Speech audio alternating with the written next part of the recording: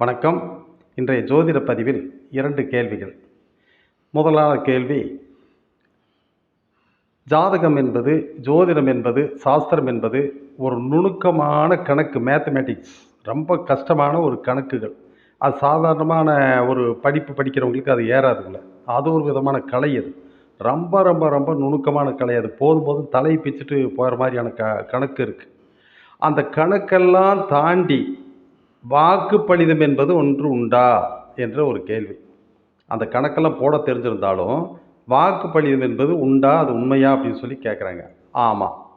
இது வந்து வாக்குப்பளிதம் என்பது ஜாதகத்தில் நீங்க என்ன கணக்கு போட தெரிஞ்சாலும், என்னதான் கணக்குல புலியா இருந்தாலும், சீக்கிரம் ஒரே வருஷத்துல புரிஞ்சுட்டாலும், 100 வருட பஞ்சாங்கத்த கொண்டு வந்து என்கிட்ட தஞ்சாவூர்லேருந்து கொண்டு வந்து குடுத்துட்டு போயிட்டாங்க. 100 வருஷம் பஞ்சாங்கத்த என்னால ஜாதகம் பார்க்க முடியல.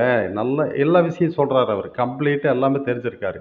ஆனா, அவங்கனால வந்து வெளிய சொல்ல முடியாது. வெளிய சொன்னா பலிதம் இருக்காது. வாக்கு பலிதம் என்பது ஜோசியருக்கு 2ஆம் இடம் ரொம்ப நல்லா இருக்கணும். 2க்குரியவன் உச்சமா இருக்கணும். குருவனுடைய பார்வை இருக்கணும். இயற்கை சுபர் பார்க்கணும். ஜாதக ரீதியா சுபர் அந்த 2ஆம் வீட்ட பார்க்கணும்.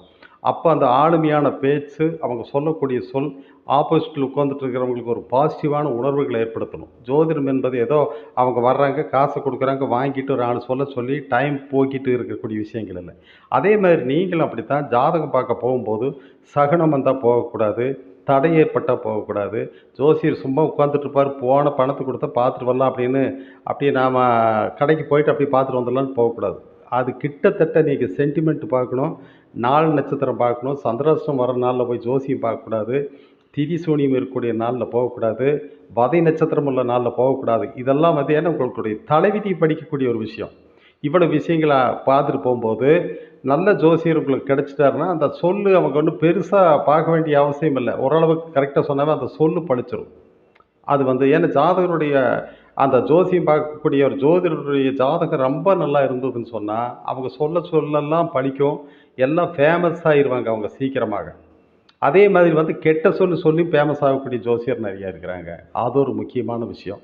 ஆ இடத்துக்கு இடம் ஜோசியருக்கு ஜோசியர் பலன் மாறுபடுறதுக்கு காரணம் அதுதான். ஏன்னா, எல்லா படிக்கக்கூடிய விஷயங்கள் தலைவிதி கடவுள் உங்ககிட்ட குடுத்திருந்தாலும், ஒரு குழம்புக்கு வந்து உப்பு போடக்கூடிய தன்மை மட்டும் அதுக்கு ஏற்றபடின்னு உங்களுக்கு சொல்லியிருப்பாங்க. அதுதான் வாய் சொல். நீங்க சொல்லும்போது, அவங்க வந்திருக்கிறவங்களுடைய மனநிலையை உணர்ந்து, அவங்களுக்கு நல்ல சொல்லவே சொல்லணும். கெடுபலன் இருந்தாலுமே கூட, மரணமா இருந்தா கூட தத்துன்னு சொல்லி சொல்லணும். கண்டம்னு சொல்லி சொல்லணும். கெடுதலான விஷயத்த வந்து நீங்க அதிகமா சொல்லக்கூடாது. அவங்கள உற்சாகப்படுத்தக்கூடிய ஒரு நல்ல சொல்லு சொல்லி, அது பண்ணும்போது அந்த ஆத்மா மேல உயர்ந்துரும். போன உடனே உங்களுக்கு நல்ல காரியம் நடக்கும். அதனால ஜோசியருக்கு மிக